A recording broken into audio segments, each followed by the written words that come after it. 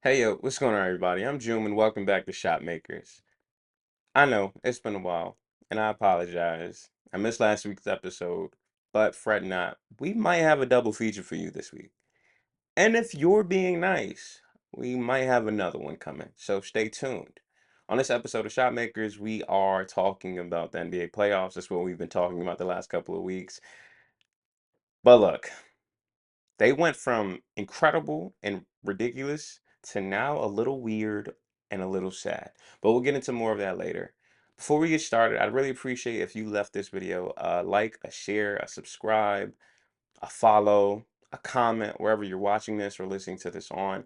It'd mean a lot to me because I'm new here. You're probably new here. And as a new content creator, as a new podcaster, knowing that you rock with the content I'm giving you, but also are invested enough to share and move it along would mean a lot to me. So I appreciate you for doing that already and keep doing it.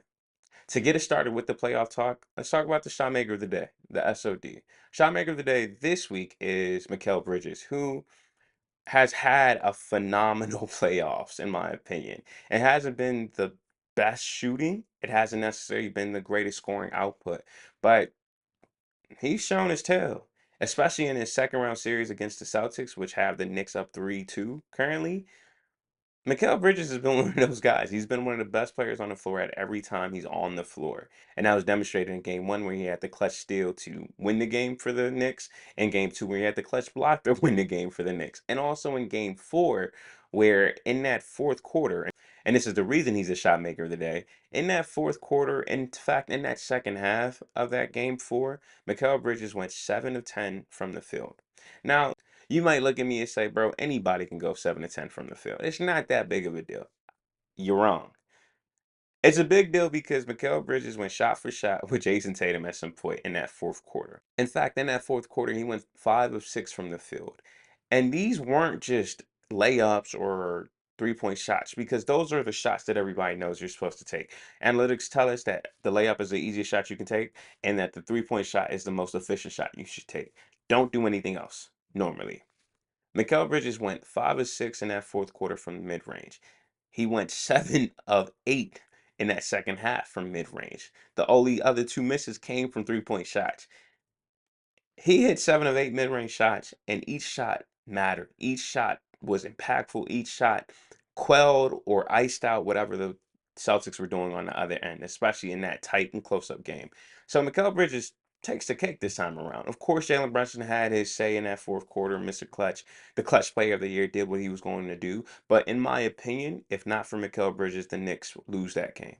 Mikal Bridges, prior to Jason Tatum's injury, was matching him with every shot. And it was the smoothest mid-range shot he could ever produce. And if you recall at the start of the season, Mikal Bridges came into game one, which I believe was against the Celtics at the start of the year. He came into game one and had worked on his jump shot over the offseason, came in with a really funky, weird-looking jump shot, and he couldn't hit anything. That jump shot had like a double hitch in it, and it just looked super weird. All the commentators were talking about it. It was the talk of NBA Twitter. He went into the locker room and came out in the second half, returned back to his original shooting form, and it did a little better. But to start the year, it was a pretty rocky stretch for him when it came to shooting. I'm so darn happy that he found his shot again because in that fourth quarter, it looked masterful. It looked like Kawhi Leonard or Kevin Durant on a heater from mid-range. It looked like DeMar DeRozan's automatic mid-range. It was just perfect. And if you watch his shooting form, he's almost always fading away on those shots, and that's really cool to see. We're going to come back to this Knicks and Celtics series because it's really important and it demands a lot of attention, but we'll be back. To stay on the east side of the bracket, the Indiana Pacers got the Cleveland Cavaliers out in 5 games. Now, in the last episode, I said that these playoffs have had moments that you just probably couldn't have expected. You probably didn't anticipate the Wolves getting the Lakers out in 5 games. You probably didn't anticipate the Bucks getting sent home by the Pacers in the way that they got sent home. You might not have expected the Rockets to take the Warriors to 7 games, but they did. And maybe you did, and I just didn't see it.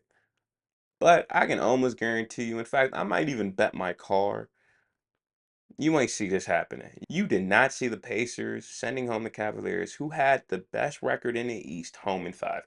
You probably just didn't. And maybe you should have. Maybe I should have.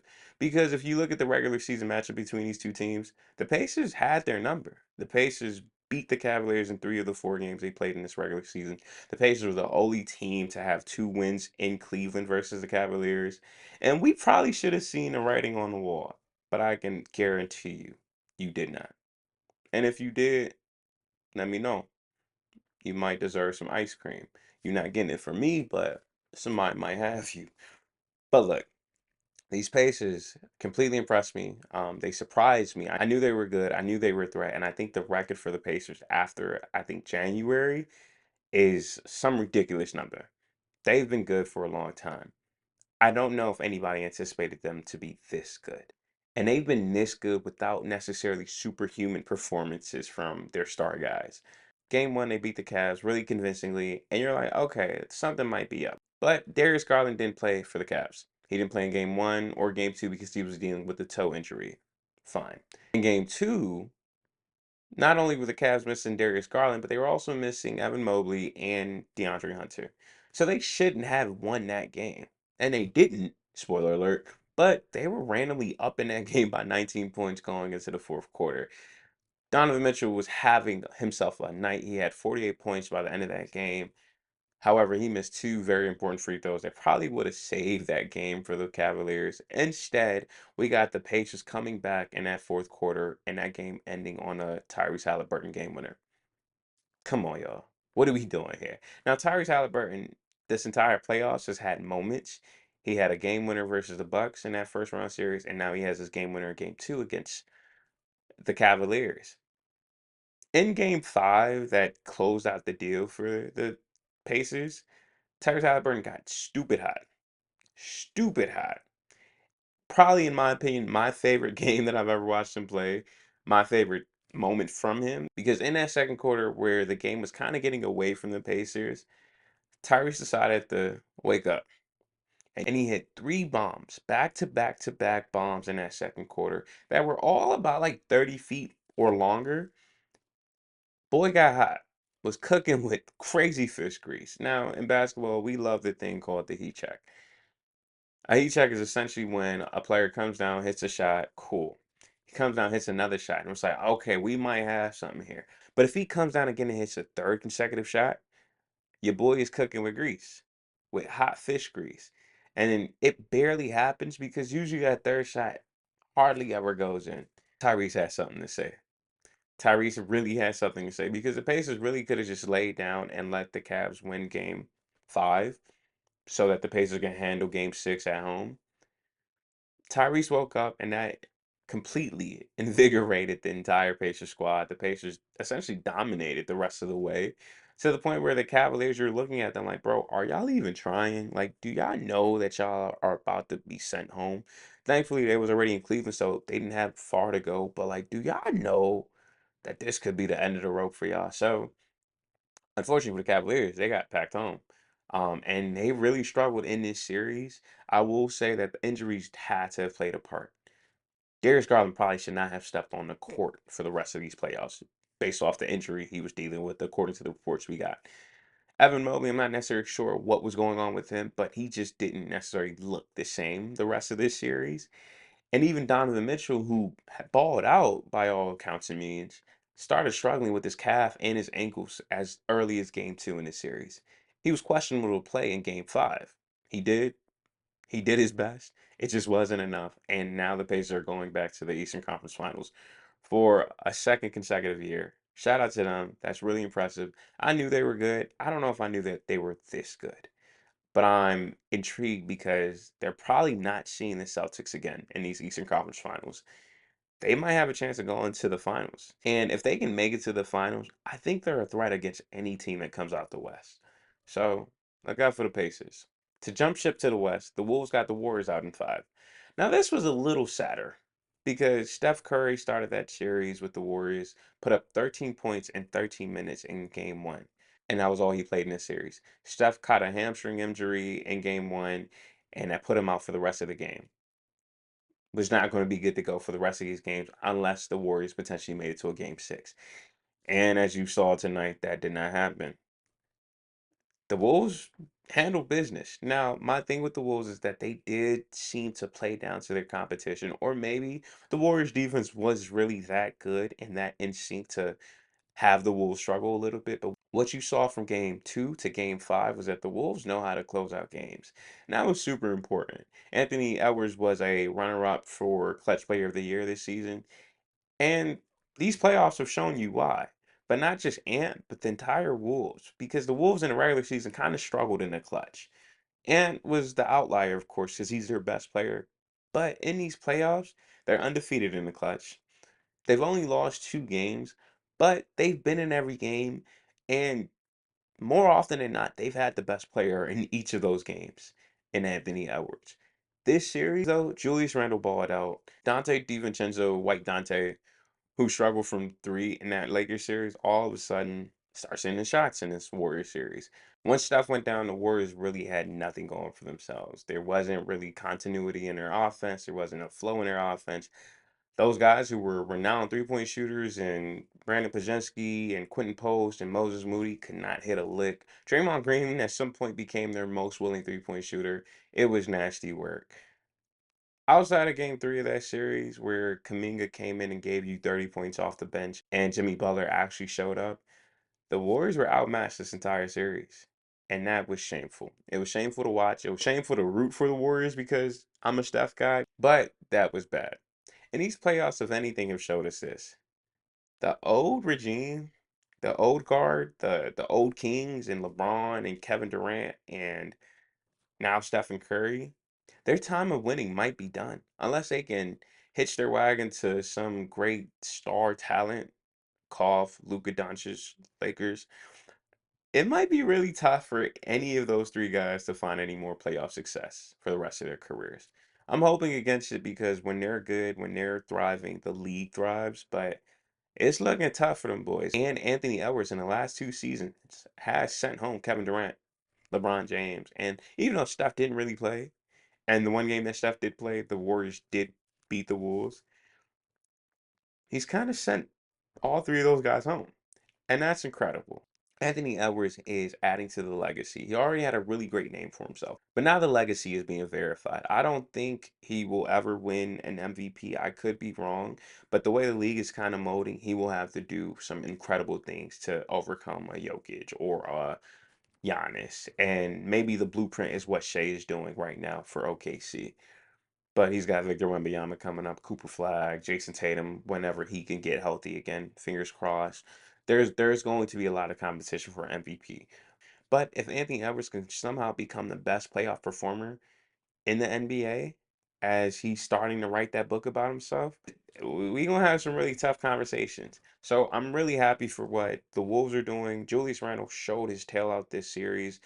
He deserves all his flowers because prior to the series, prior to these playoffs, he was known as a playoff dropper. He didn't do too well in his first playoff series. He's rewriting that story. And he's hoping. He's balling out. So shout out Julius Randle. Shout out Anthony Edwards. Shout out the Wolves. They make it back to a second consecutive Western Conference Finals. And they also have a really, really, really, really good shot of making it to the NBA Finals. And I'm kind of rooting for that. To stick with the West, the Nuggets and the Thunder are heading into game 6 with the Thunder up 3-2 in that series. And that series has also actually been stupid and ridiculous and fun and exhilarating and all of the adjectives. That's been the best series in the second round. Of course, the Nuggets had the best series in the first round, but to continue that has been really impressive. And it's weird because it's not like the Thunder and the Nuggets are playing beautiful basketball. No, this is some of the nastiest and ugliest basketball you might ever expect from either of these two teams. The two MVP candidates, and Nikola Jokic and Shai Gilgeous-Alexander, weren't having their best games up until game 5, where Jokic drops 44 and 15, Shea drops 30 something, and they finally show up. But the entire course of the series has been a struggle fest for both of those MVP guys. It's been the other guys really doing the job. It's been the other guys saving the day. J Dub in game 2, Aaron Gordon in game 1, Aaron Gordon in game 3, Russell Westbrook in game 1 and 2. It's just been all these other guys showing up, and this series has been phenomenal. I want it to go 7. If it could, I'd love it to go 10. this, in my opinion, might be the best series we get for the rest of these playoffs. I could be wrong. I should be wrong. I hope I'm wrong. But this series has been incredible. I think it is absolute confounding to me how the defense that Shea is facing and the defense that Jokic is facing has really slowed them down. These were two of the three best guys in the NBA this season, two of the three best guys over the last couple of seasons, with Jokic, in my opinion, being undisputedly the best player in the league. And somehow, someway, they've looked slightly pedestrian in this series. It's an incredible drop off. However, they showed up in game five. They hooped in game five. We saw some incredible shot making from both of those guys. And I really would hate it if this series ended in game six. I need Denver to pull one more out and give us a game seven finale. Now, here's a randomly cool thing that's also kind of annoying. The NBA hasn't announced this year's MVP yet. It's probably Shea. It's probably SGA. But Jokic probably also got a lot of those votes. I think the NBA has had their fingers crossed and maybe even have been working it to make sure we get to a game seven between these guys. I'm anticipating the announcement for MVP coming either right before game seven or maybe the day after game seven. Either way, I think that if the NBA is building suspense for the MVP announcement based off of this potential game seven between the Nuggets and the Thunder, we are eating. The script writers are cooking. They've also been doing a lot of other crazy stuff that we'll talk about at some point later. But the NBA script writers might have did their big one if they're waiting for game seven here. So I'm locked in. I really want to see that go seven. I would have really loved to see the Warriors find a way to come back and take that series to seven. We're not getting that. The last series we get to talk about is this Knicks and Celtics series, which we kind of touched on earlier, but to put a bow on it, let's work backwards. The Celtics won game five in a winner go home situation where Jaylen Brown and Derek White showed up. They showed their tails and they answered a lot of questions that they probably had facing the Celtics and especially had facing Jaylen Brown. I think they both got A pluses for me. They performed extremely well, but the entire team, including Luke Cornett, who hadn't played much this entire series, came in and had a phenomenal defensive outing. Shout out Luke Cornett. This was the Luke Cornett game, and it was also the Derek White game, and also the Jaylen Brown game. I don't think they win another game this series. In fact, they shouldn't. But if they happen to pull it off, some uncomfortable decisions will have to be made in this offseason already for the Celtics. They might get even more uncomfortable. So I'm locked in for that. But the Celtics won a game in where they did not have their star player. They didn't have Jason Tatum, who unfortunately in game four went down with an Achilles rupture. And that's going to effectively end his playoff run this year, but also put him on the bench for the entirety of next year, most likely. That sucks. Because game four, in my opinion, was Jason Tatum's best outing this playoffs run. Might have been his best pure playoff outing in a while. When he went down, he had 42 points and was balling. Unfortunately, that was the end of it for him, and the Celtics ended up crumbling again, giving the Knicks another win to go up 3-1. Of course, game five happens, the Celtics win, but this series should be over. The Knicks have come away with clutch, come from behind victories in all three of their wins. In game one, it was a 20-point deficit that they came back from. In game two, it was another 20-point comeback win to the point where when the Knicks went down by 20, I'm telling friends and coworkers, like, yo, ain't this where the Knicks want the Celtics? Ain't this where the Knicks want to be right now? In a position where they can come back from down 20. And of course, they came back and won that game. In game three, kind of similar situation. The Knicks were down 14 points at some point, and they climbed all the way back, and they masterfully got the job done. Of course, they were helped by the fact that Jason Tatum went down by injury, but when he had the injury, the Knicks were already up in that game. So, once again, I am surprised because in the same way that no one thought the Pacers would be able to send home the Cavs as early as they did, I don't think anyone outside of, and I will give it to certain New York fans, certain Knicks fans, because they are as delusional as they can be. Shout out to Knicks Nation. Shout out to the Knicks tape. I promise you, most of us ain't think this was possible. The Knicks came into these playoffs 0-12 versus the top three teams in the NBA, meaning the Thunder, the Cavaliers, and the Celtics. The Knicks hadn't won a game against them in a regular season, but somehow, some way, they found themselves up 3-2 in this series. They were up 2-0 at one point, up 3-1 at one point. And this is astounding. I'm so happy for the Knicks right now because they get so much flack, so much hate, and some of it's deservedly so, but this is a beautiful moment for them. I need them to get the job done in game six. If it goes to game seven, I don't know what happens, but I would love a Knicks Pacers Eastern Conference Finals. Same way I'd probably love Wolves Knicks NBA Finals. That's what I would like. I don't know if I can say that's what's happening, but that's kind of where I'm at with it. Shout out Jalen Brunson, who's been really darn good this entire playoffs run. Mr. Clutch, Clutch Player of the Year, Captain Clutch has been doing what he does. But also Mikal Bridges, OG Anunoby, Josh Hart had a really good game tonight.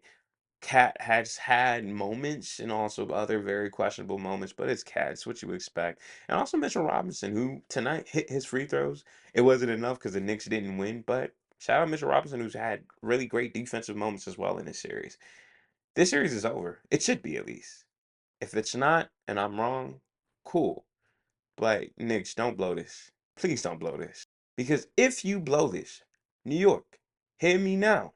If you blow this, it's going to be some of the worst days as a New York Knicks fan, and I don't want that to happen for y'all. So I'm rooting for the Knicks in this. Please get the job done. Actually, please get the job done this series and also get the job done against the Pacers. Please, for the sake of New York basketball, this is your moment. This is your chance. I don't know what happens next season because the Celtics might not look the same, so maybe you will have another chance to get there. We don't know. But this is probably the moment you want to capitalize on. So please, New York, you don't know me yet. You maybe should. Go ahead and get the job done. But that concludes this episode of Shot Makers. Thanks for tuning in. Once again, please like, share, comment. Please leave a comment. I really want to hear what you guys have to say. Leave a comment, share, subscribe, and I'll catch you on the next one.